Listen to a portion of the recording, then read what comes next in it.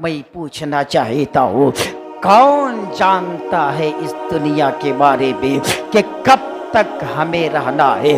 کون جانتا ہے لاکھوں کروڑوں روپے کا جو گھر میں بنایا ہو، لاکھوں کروڑوں روپے کا جو میرا بزنس ہے، اربوں روپے کا جو میں مالک ہوں، اربوں خربوں کی جو میرے پاس پراپرٹی ہے، یہ کب مجھ سے جدا ہو جائے، میں اس سے کب جدا ہو جاؤں؟ یہ کون جانتا ہے؟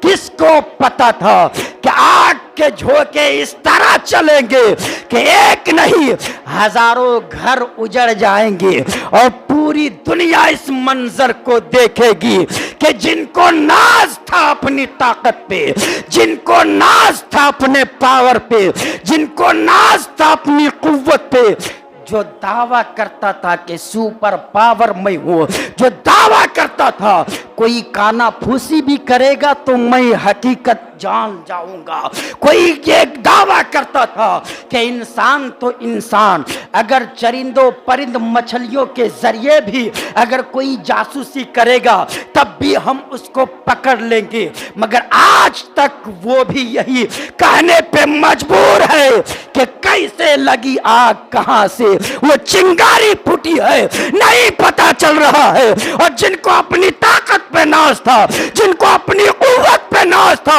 ان کی نگاہوں کے سامنے ایک نہیں ہزاروں گھر جل کر راکھ ہو گئے، آج بھی اس آگ کی چنگاری کا مقابلہ کرنے کی طاقت سے پیچھے ہٹ رہا ہے اور یہی کہہ رہا ہے سب سے ہم ٹکرا سکتے ہیں، خدا کی قدرت سے ٹکرانا کسی کے بس کی بات نہیں۔ کون جانتا ہے جن کو ناز تھا اپنی طاقت پہ، اپنی قوت پہ، اپنے پاور پہ، دیکھے اٹھا کر نیوز، آج ہم لاکھ پتی ہو سکتے، کروڑ پتی ہو سکتے، اربوں ڈالر کا ایک گھر تھا، اپنے گھروں کے سامنے ہیلی کاپٹر رکھا کرتے تھے، اس قدر ناز تھا، اس قدر طاقت و قوت پہ بھروسہ تھا کہ کچھ نہیں ہوگا۔ وہ بھول گئے کہ چھوٹے چھوٹے بچے جو سسکیاں لے لے کر کے فریاد کر رہے تھے کہ دنیا والوں دیکھ رہے ہو نا ہمیں کس طرح مارا جا رہا ہے، پیٹا جا رہا ہے، باپ کے سامنے گاجر مولی کی طرح کاٹا جا رہا ہے، کوئی ملک والے دیکھے یا نہ دیکھے، یہ پوری کائنات کا خالق و مالک ہے، وہ ضرور ہمیں دیکھ رہا ہے۔ بھول گئی دنیا وہ بات کو جو جاتے جاتے ایک معصوم چھوٹی بچی کہہ کر گئی تھی کہ دنیا والوں دیکھ لو میری شکل کو، میری حالت کو، اسی طرح میں رب کی بارگاہ میں جا کر کے شکایت کروں گی۔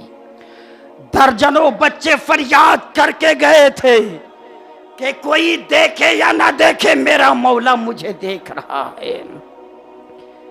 دنیا والوں اتنی بھی غفلت اچھی نہیں کہ اس قدر کہ انسان حیوان سے بھی بدتر ہو جائے، دولت کے نشے میں، پراپرٹی کے نشے میں اس قدر چور ہو جائے کہ وہ انسان کی اہمیت کو ہی کھو بیٹھے۔ جانوروں کی حفاظت آج بھی ہوتی ہے، جانوروں کا خیال آج بھی کیا جاتا ہے۔ ابھی کچھ دن پہلے میں بھی نیوز پڑھا تھا کہ ایک انسان چوہے کے اوپر گاڑی چڑھا دیا تھا تو اس کے اوپر مقدمہ کیا گیا تھا، اور یہاں درجنوں انسانوں کا گلا گھوٹا جاتا ہے، کوئی کسی کو کچھ پرواہ نہیں، درجنوں لڑکیوں کی عزت کے ساتھ کھلواڑ کیا جاتا ہے، انسانوں کو یہ ساری چیزیں نظر نہیں آتی۔ اگر کتے بلی کو کوئی تکلیف دے دے تو یہ ہر انسان کو نظر آتا ہے۔ میں پوچھنا چاہتا ہوں یہ دور جو چل رہا ہے، اس دور میں اللہ ہی جانے انسان اپنے آپ کو کیا سمجھ رکھا ہے۔ ایسا لگتا ہے کہ اس دور کے انسان جو غفلت کی چادر کو اوڑے ہوئے ہیں، وہ نہ آگے کو دیکھ رہے ہیں نہ پیچھے کو دیکھ رہے ہیں، وہ صرف دیکھ رہے تو اپنے آپ کو دیکھ رہے ہیں، اور سب مست ہے अपने हैं तो वो भी मस्त है, बेगाने हैं तो वो भी मस्त है, किसी को कोई फिक्र नहीं, ऐसा लगता है कि मरना ही नहीं।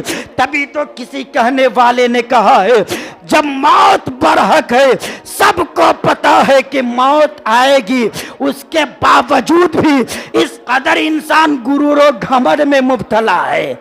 अगर मौत नहीं होती तो किस कदर गुरूर और घमंड में मुब्तला होता। मौत है, उसके बावजूद भी इंसान इस कदर घमंड में चूर है। अगर मौत न होती तो इंसानों का आलम क्या होता। हज़रात, कुरान मुक़द्दस में अल्लाह तबारक व तआला इरशाद फरमाता है, रब्बना अबसरना व समिअना फरजिअना नामल सालिहन इन्ना मुक़िनून।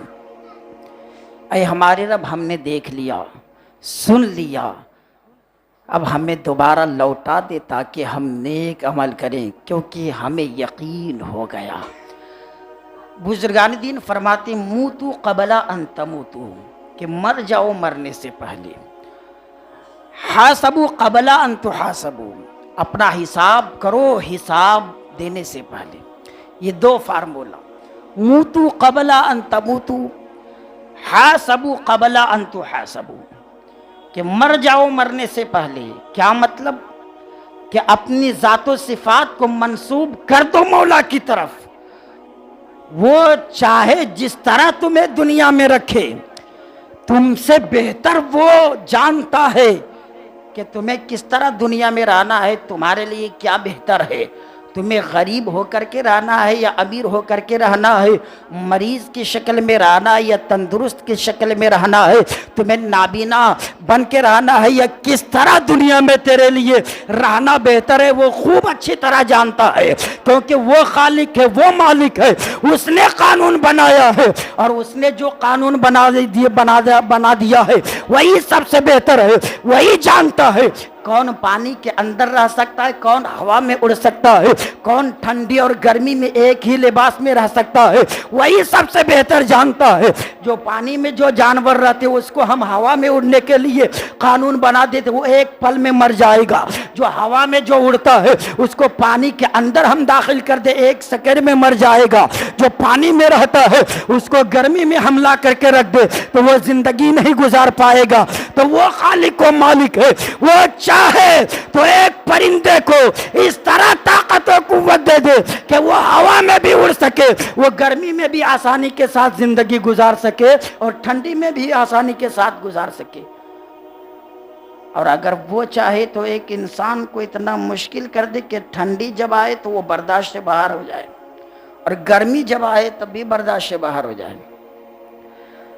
गर्मी महाराष्ट्र में इतनी पड़ती है कि महाराष्ट्र छोड़ के लोग देहातों का सफ़र करते हैं और देहातों में इतनी ठंडी पड़ती है कि उधर से फिर इधर भाग के आते हैं।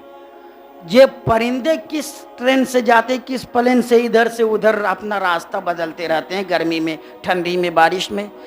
और वो तो लिबास भी नहीं बदलते। छोटे छोटे पंछियाँ गर्मी में भी रहते हैं, ठंडी में भी रहते हैं, बारिश में भी रहते हैं। उनका बेहतरीन बंगला भी नहीं नज़र आता, कोई हॉस्पिटल भी नहीं नज़र आता, कोई डॉक्टर भी नहीं नज़र आता, कोई सर्जरी करने वाले भी नज़र नहीं आते। अच्छा, ना हॉस्पिटल है, ना डॉक्टर है, ना लिबास है, ना कंबल है, ना रज़ाई है, ना एसी है, ना हीटर है, ना कूलर है, ना गीजर है, कुछ भी नहीं है। तो कसीर तादाद में परिंदों की लाशें भी देखने को नहीं मिलती। फिर इतनी हिफाजत कौन करता है? अल्लाह तबारक व तआला ही कर रहा है। तो एक परिंदे की हिफाजत इस कदर, न ठंडी में मरने दे, न गर्मी में परेशान होने दे, न बारिश में परेशान होने दे। तो हम तो अशरफुल मखलूक़ात है ना। इंसान तो तमाम मखलूक़ात में बेहतर मखलूक है। तो परिंदे की हिफाजत इस कदर वो रब्बे कायनात कर सकता है तो इंसानों की हिफाजत नहीं कर सकता। मगर हम अपने आप को मौला की तरफ मंसूब नहीं करते। हम सोचते हम अपने आप को ही बचा करके रहेंगे। सुन लो, जब तक रब की मर्जी नहीं होती एक इंसान एक सांस भी अंदर नहीं ले सकता, ना छोड़ सकता। जब तक रब की मर्जी नहीं होती एक लुकमा भी एक इंसान अपने पेट में दाखिल नहीं कर सकता। کہا گیا ایک پتی بھی اس وقت تک نہیں ہلتی جب تک رب کی مرضی نہیں ہوتی. وہ خالق ہے، وہ مالک ہے. اس لیے زندگی یہاں بھی کامیاب، آخرت میں بھی کامیاب انسان کرنا چاہتا ہے تو اس کی مرضی کے مطابق زندگی گزارے، پھر ہر موڑ پہ کامیاب ہوتا ہوا نظر آئے گا.